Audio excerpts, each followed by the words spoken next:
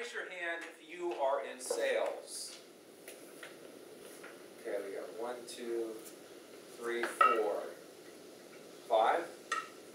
5 in sales. 5 people in sales. Have you ever asked someone out on a date?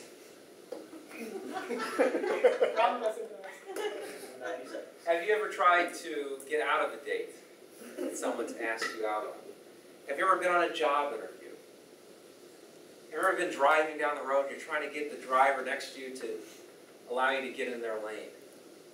Have you ever made a speech and trying to convince the person of a point you're trying to make? Isn't life really just a series of sales situations? So, raise your hand. Are you in sales? All right, we're all in sales. So, Brian Tracy is one of my favorite speakers. I love Brian Tracy. He's an expert on sales. And he says, the question is not, are you in sales? The only question is, are you any good at selling?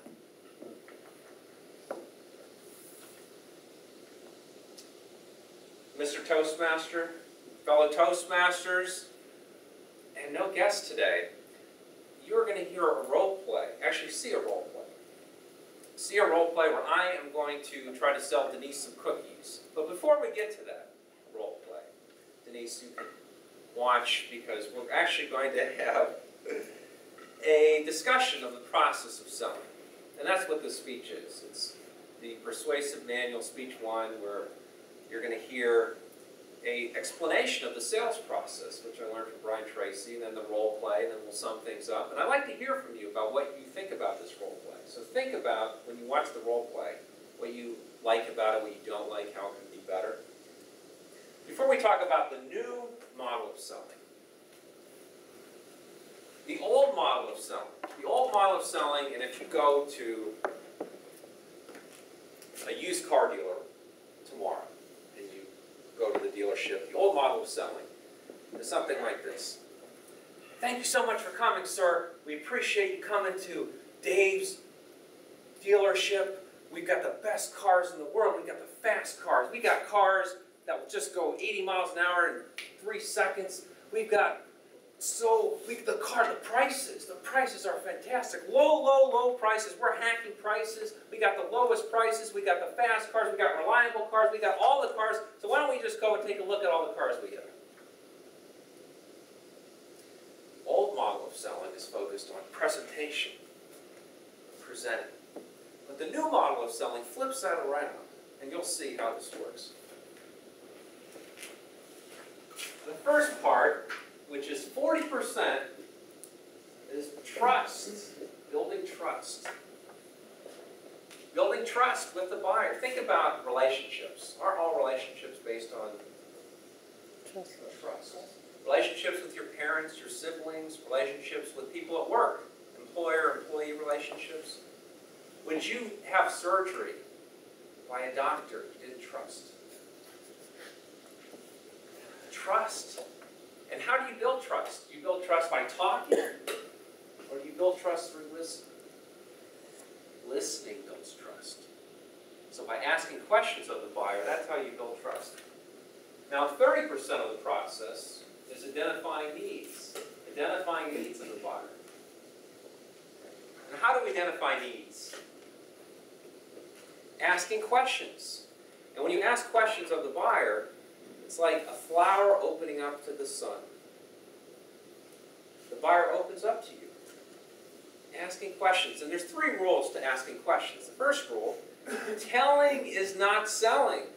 Telling is not selling. No one really cares about you talking and talking about your products. They only care about themselves. Telling is not selling. Rule number 2, the person who asks questions has control.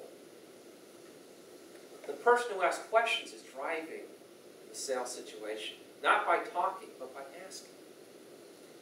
And the third rule of asking questions, never make a statement if you can ask it as a question. It's much more powerful to say, did you know that we have the fastest car in the world? Than we have the fastest car in the world. Because when you ask questions, you have to be thinking about the answer. What's your phone number? Where do you live? Where's your car right now? See, you have to respond. You have to. So the questions, that's what really is getting to the point of what the buyer wants. Asking questions, getting to the heart of what the buyer wants, peeling back the onion. And what's interesting, we're already through, what, how many percent? How much are we through here? 70%. And guess what? We haven't even talked about our product. Haven't even talked about it. We're almost over halfway through. 20% is presentation, only 20%. So that's how we're flipping the old model on its head. Now you start to talk about your product. But if the buyer only cares about one item, and you've got 10 points in your presentation, do you cover all 10? Or do you cover just the one item the buyer cares about? Focus on what the buyer cares about. And the last part, 10%, is confirming. Is this what you had in mind? Does this make sense? Confirming. A very simple, natural close. That's the new model of selling. Trust, needs, presentation, confirming. Now we're going to do a role play. Denise is a customer coming to Whole Foods, one of my favorite restaurants. I'm at Whole Foods, I was just there, and we have some food here. But imagine that you're in Whole Foods, and you know what Whole Foods is on Rodney Perry? Whole Foods. And I'm the manager of Whole Foods, and a customer comes in, and we'll see what happens. Unrehearsed role play.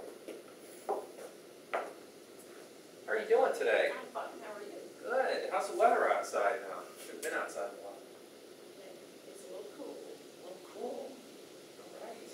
Well, anything I can help you with today?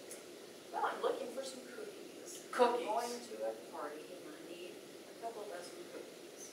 All right, a couple dozen cookies. Now, What kind do you have? well, why don't we come over here? We'll take a look at the cookies that we have. We have all sorts of cookies. Were there certain cookies that you had in mind, though, that you were really looking for, or? Well, chocolate chip seems to be a favorite of everyone's, I think. Chocolate chip. Well, we do have chocolate chip. We have chocolate chip cookies right here. Chocolate chip cookies over here. And so chocolate chip. So you like chocolate chip cookies. You like a dozen. What other kinds you have? Well, as you can see, we have a whole selection of cookies here for you. We have snickerdoodle cookies. We have the sugar cookies. We have oatmeal raisin cookies. And did you know that at Whole Foods, we have no hydrogenated oils? No hydrogenated oils. And that means for you is that you're not clogging your arteries. These are made fresh every day? Made fresh every day. Very, very fresh. Every morning we have bakers making those cookies.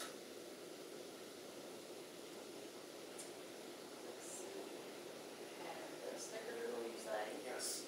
And what else? What are the kinds? We have oatmeal raisin cookies. We have lemon cookies. We have actually it's a fudge cookie. It's actually made of fudge. Fudge cookies. So. Any of those cookies? Any other cookies you like? Do you have the macadamia white chocolate? We don't have those cookies today, but I'd be happy to. One of my favorites. I'd be happy to tell our bakers tomorrow morning to have a fresh batch prepared for you, if you like. I think I'd like a dozen of the chocolate chip and a dozen of the white chocolate macadamia.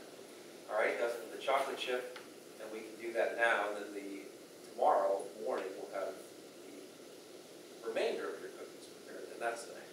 Or perhaps could I just come by tomorrow and get both of them and they'll be fresh? I can be sure that they're fresh. Absolutely. Today.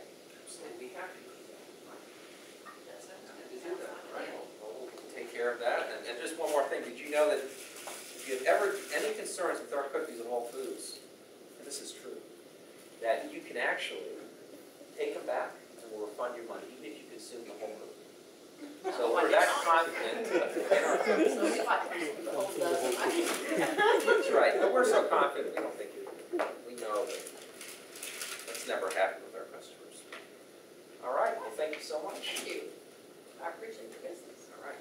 Take care. All right. Now, what did you think of that role play? Roger's got his arms crossed. I cross those arms, Roger. That's indicating closed body. What did you think of that? Tell tell us, what did you like, or what could it be? Well, I think Denise is a great customer. I'd love to have her. She almost sold herself on everything. She was hungry. I could see you going through the stages. It's kind of hard in role play. And just one point too, if you would read this manual when you do this speech, it's a very transaction-oriented sale. And it's supposed to be like that. It's a retail sale. Now, Will and I are at Suchna involved with that, and that's a very long-term, complex meeting. You have a lot of decision makers, you have a lot of time, you have a lot of money involved. And when I was with Axiom, you're calling on a person multiple times. Now with this, it's very different. It's very much, it's kind of like it works or it doesn't, right, when you go to Walmart. But anything else, any other comments about the role play? Anything else?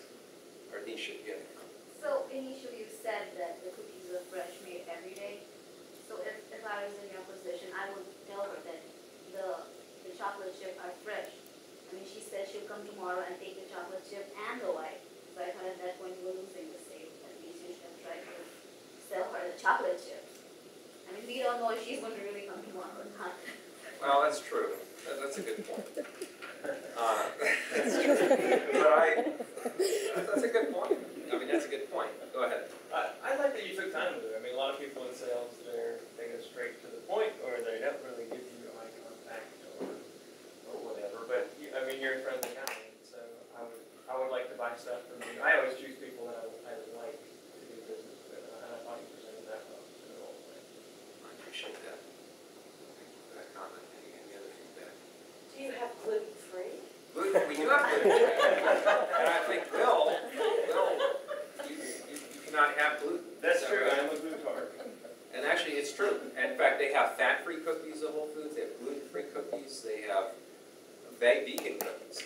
So they have all sorts of catering to all sorts of needs. But see, Denise, though, she didn't ask for that, so I didn't want to. That's why I didn't want to focus on every little thing that Whole Foods had. But I would have tried to sell her cookies today because that's what she was in there for. Even though you didn't have macadamia, you should have tried to convince her that she needed something else because you lost a sale, because she left and should maybe back tomorrow, but then it's like, well, I went there yesterday, so they didn't have what I want, so why should I go back today?